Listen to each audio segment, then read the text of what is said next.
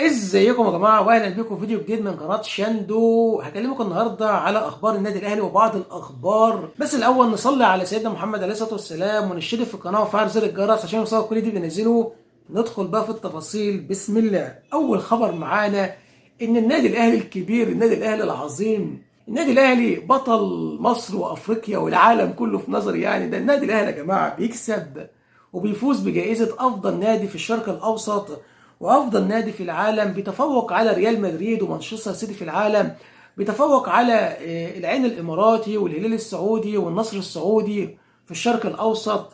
بياخد جايزتين عشان يا جماعه ما حدش يخش منافسه مع جماهير النادي الاهلي.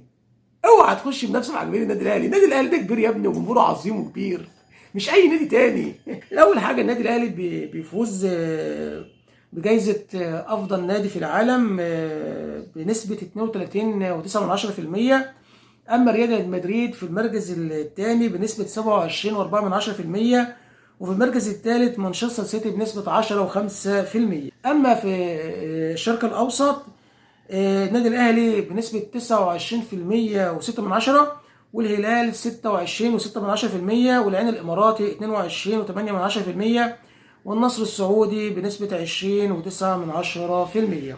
فيا جماعة ما تتحدوش في النادي الأهلي عالميا وأفريقيا وآسيويا. لا، النادي الأهلي مسيطر يا جماعة وجمهوره مسيطر. مبروك للنادي الأهلي وهارد لك للفرق التانية. تاني خبر معانا هنتكلم على إصابة محمود بن تايك نجم نادي الزمالك. مباراة نادي الزمالك كانت أمام أنيمبيا النيجيري، انتهت طبعا بالتعادل 2-2، واللي سجل الأهداف سيف الدين الجزيري وعمر فرج. بس اللاعب محمود بن تايك اتصاب وتحدثت الإصابة بخلع في الكتف، وهيغيب عن الملاعب لمدة شهر ونص، من شهر لشهر ونص. يعني طبعا أنا أنا طبعا ما بحبش نادي الزمالك، ما حدش يزعل مني من جمهور الزمالك، أنا أهلاوي. وطبعا انا ما بحبش وما بشمتش في اي لعيب بيتصاب سواء من اي نادي تاني، سواء الزمالك او اي فريق تاني، حتى بيراميدز انا برضه ما بحبش النادي ده. يعني طبعا انا يعني ما بتمناش الاصابه لاي لاعب، فربنا يا رب يشفي. تالت خبر معانا هروب جوزيه جوميز مدرب نادي الزمالك. والله يا جماعه انا شايفها اللي هي هروب، يعني فاهم انت قصدي. عايز اقول حاجه لجمهور الزمالك، ما تزعلوش. انت زعلان ليه؟ اصل انا شايف جمهور الزمالك زعلان اللي جوزيه جوميز هرب او مشى يعني فسخ التعاقد مع نادي الزمالك ودفع الشرط الجزائي. يعني هو كان عليه هو شرط الجزاء 3 شهور، هو بقاله شهرين ما بيجيلوش مرتب. ف طبعا الخصمين الشهرين دول اتخصموا ودفع شهر واحد بس، وراح على الفتح السعودي عشان عطيله يعني فلوس اكتر من نادي الزمالك مضاعفه، يعني مبلغ كبير قوي يعني. وكمان هو اللي هيدفع له شرط الجزاء وكده يعني. ف... فانا في نظري يا جمهور الزمالك انتوا بتزعل ليه؟ انت تزعل من الاداره بتاعتك، الاداره بتاعتك اللي مركزه مع زيزو، عايزين يجددوا له 100 مليون والكلام ده كله، ما تفهمش ليه يعني. وسايبين الاهم المدرب. انت اهم حاجه المدرب ده عندك، انت لازم تعمل مدرب يستمر معاك فتره كبيره، فاهم. وبعدين اقول لك على حاجه، هو جوزوجو بس يعني انا شايفه في نظري ولا وحش ولا حلو، هو كويس. بس هو جاب لي الزمالك الكونفدراليه، جاب لي الزمالك السوبر الافريقي من النادي الاهلي. فالفكره العامه ايه؟ ماشي، اخد بطولتين اهم، فالمفروض المدرب يستمر. المفروض اساسا تنفذوا طلباته، انت ما بتنفذوش طلباته. هو مدرب عايز لعيبه، انت ما بتنفذوش اللعيبه اللي هو عايزها. المدرب عايز حاجات معينه. وبعدين عايز اقول لك حاجه، المدرب اساسا قاعد وسط ناس مخدرات ويعني مثلا عندك مصطفى شلبي يخرج من الملعب يزعق ويكسر ومش عارف ايه الحاجات دي. مفيش احترام، مفيش احترام اساسا، ولا حد بياخد جزاءات ولا حد بياخد عقوبات ولا اي حاجه. فالعمليه شايف ماشيه بالسبهلله. فانت زعلان ليه؟ انت زعلان. وبعدين بقاله شهرين ما بياخدش المرتب بتاعه، وقاعدين مركزين مع زيزو عشان يدفعوا له 100 مليون اللي مش عارف ليه يعني، مع ان محمد طاهر احسن منه، حسين الشحات احسن منه. فانا في نظري ما تزعلوش من ان هو مشى، يعني هو من حقه اللي هو يمشي. واحد جاي له عرض كبير من الفتح السعودي واستقرار وفلوس بتدفع.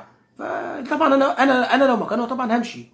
طبعا بعض من جمهور الزمالك او بعض من نادي الزمالك يقول لك ايه ده بيمشوه عشان اخد بطولات وعشان النادي الاهلي. مفيش كلام من ده يا ابني، مفيش كلام ده. هم ما بيبصوش للكولر يا ابني.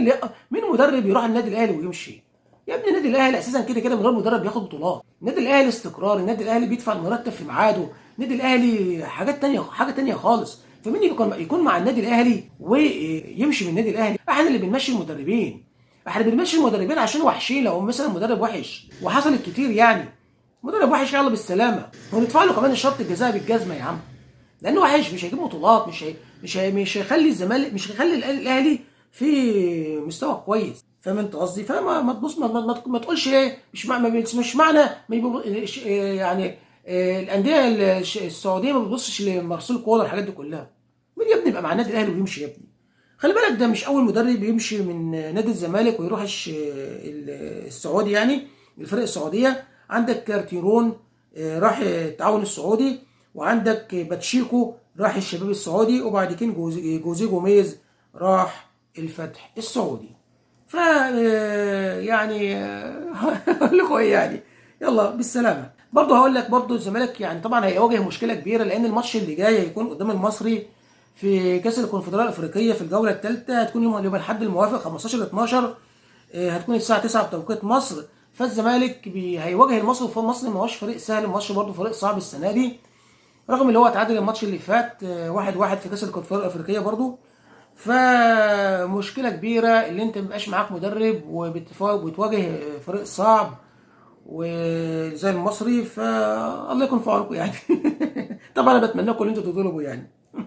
تالت خبر معانا قائمه النادي الاهلي في كاس الانتر كونتيننتال.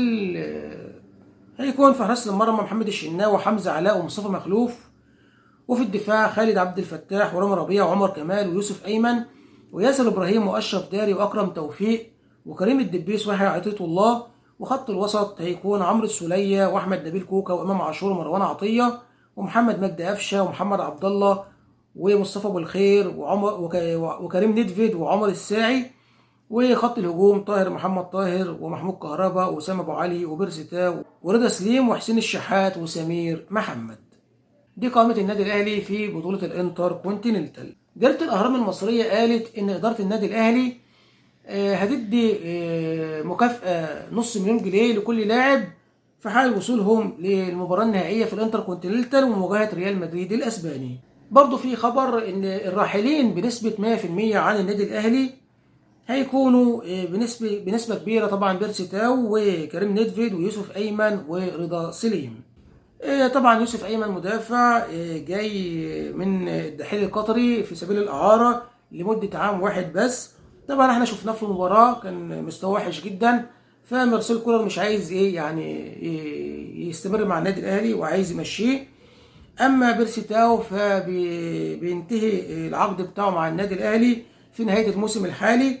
طبعا انا واحد من النادي الاهلي مش عايز بيرسي تاو يكمل مع النادي الاهلي لان مستواه وحش جدا.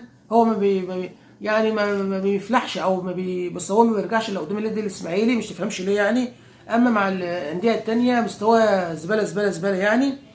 وفي كلام ان نادي الزمالك بيبقى عايز يتفاوض معاه يعني، واحنا مش عايزينه يروح يا عم على نادي الزمالك، مش عايزينك يا عم. اما رضا سليم هيرحل على سبيل الاعاره، بس انا مش مع مارسيل كولر في القرار ده، لان رضا سليم لاعب كويس، لاعب يجي منه، بس هو عايز رجليه تيجي في الملعب كتير، يلعب كتير يعني، وتلعبه في مكانه. هو بيلعب جناح يمين، تلعبه جناح يمين، ما تلعبوش جناح شمال. هو وحش جناح شمال، لكن هو بيتالق في الجناح اليمين زي بيرسي تاو، مكان بيرسي تاو ومكان طاهر محمد طاهر. فانت احنا بنقول لك بيرسي تاو مشي مش حلو، لكن رضا سليم كويس وكويس جدا كمان، بس عايز يلعب كتير. بدل بين الاثنين، بدل بين طاهر محمد طاهر ورضا سليم، ده يلعب شويه ده يلعب شويه، بدلهم ده يلعب الشوط الاول ده يلعب الشوط الثاني، ده فاهم انت؟ بدل بين الاثنين. فانا مش مع قرار اللي يمشي رضا سليم من النادي الاهلي يعني. اما كريم ندفيد الراحل الرابع عن النادي الاهلي، احنا يعني بالسلامه يلا. فاهم انت؟ ما بيعجبنيش في الملعب كريم ندفيد. لما بينزل كريم ندفيد في الملعب بنحس ان احنا ناقصين لعيب، فماشي قرار كويس ان انت تمشي كريم ندفيد. نيجي بقى لاخر اخبار معانا. اخر اخبار معانا امبارح كان فريق ليفربول بيلعب جيرونا في الجوله السادسه طبعا من دوري ابطال اوروبا، والمباراه انتهت بفوز فريق ليفربول 1-0 بهدف محمد صلاح العالمي، طبعا حبيبنا محمد صلاح، من ضربة جزاء في الدقيقة 63. وبرده كان ريال مدريد بيلاعب فريق اتلانتا في الجولة السادسة برده من دوري ابطال اوروبا، وانتهت المباراة بنتيجة 3-2 لريال مدريد. طبعا لو ريال مدريد كانت تغلب الماتش امبارح يعني او تعادل، فكان ايه يعني مش هيكمل في دوري ابطال اوروبا يعني، كانت خلاص بقى فاهم انت، كان لازم يكسب امبارح. فكان امبارح في قتال في ارض الملعب، رغم اللي فيه لاعب من لاعيبه اتلانتا يعني، اللي هو اللاعب ماتيو ضيع فرصة في الدقيقة الرابعة من الوقت بدل الضيع في الشوط الثاني، فرصة ما تضيعش، اداها له عرضية اللاعب لوكمان هو والجون. والله يا جماعة شاطها طلعت في السماء. يعني انا ببوس، انا بشجع ريال مدريد وبحب ريال مدريد، فكان النتيجة تبقى 3-3 بقول لك في الدقيقة الرابعة من الوقت بدل الضيع يعني. فطبعا يعني الحمد لله اللي هي ضاعت يعني. وانا بقول لك يعني ان شاء الله ان شاء الله دوري ابطال اوروبا السنه دي لريال مدريد يعني. اللي جاب الاجوان ريال مدريد كيليان امبابي في الدقيقه العشرة، وفينيسيوس جونيور في الدقيقه 57، وجود بلينجهام في الدقيقه 59. اما اللي جاب اجوان اتلانتا اللاعب شاركي ديكي تيلير في الدقيقه 47 من ضربه جزاء. وعايز اقول لك على حاجه، دي مش ملهاش علاقه بضربه جزاء خالص. بص للكوره والله العظيم ما لها علاقه بضربه جزاء، ولا لمس ولا جه جنبه، ما اعرفش يعني فين الفار ولا فين ما تفهمش يعني. والجون الثاني اديمولا لوكمان في الدقيقه 65. وتخلص المباراه 3-2 لريال مدريد. كده ريال مدريد في المركز ال 18 برصيد 9 نقط من 6 مباريات. اما بقى النهارده فهيتلعب 3 مباريات مهمه في نظري. اول مباراه هتتلعب بين مانشستر سيتي ويوفنتوس، هتتلعب الساعة 10 بتوقيت مصر، طبعا في الجولة السادسة من دوري أبطال أوروبا، وهتذاع عبر قناة بي إن سبورت 3. والمباراة الثانية هتبقى برشلونة قدام بروسيا دورتموند، فرق صعب جدا برضه، فرق يعني ماتش صعب جدا في الجولة السادسة برضه من دوري أبطال أوروبا. هتبقى برضه الساعة 10 بتوقيت مصر، وهتكون مذاعة على قناة بي إن سبورت الأولى. والمباراة الثالثة الأرسنال قدام موناكو، هتبقى برضه الساعة 10 بتوقيت مصر، وهتكون مذاعة قبل قناة بي إن سبورت 4 برضه في الجولة السادسة من دوري أبطال أوروبا.